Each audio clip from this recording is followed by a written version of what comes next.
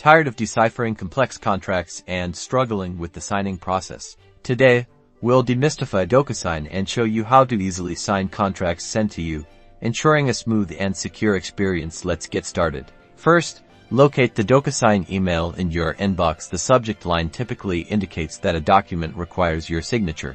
Open the email and click the Review Document button. This will redirect you to the DocuSign platform. Once the document loads, you'll see a yellow Start tab on the left side.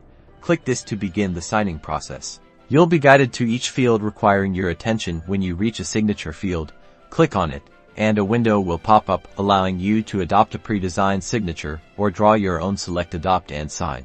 Date fields are typically auto-populated, but double-check their accuracy. After completing all required fields, click the Finish button in the top right corner. You'll then be prompted to download a copy of the signed document for your records. And that's it.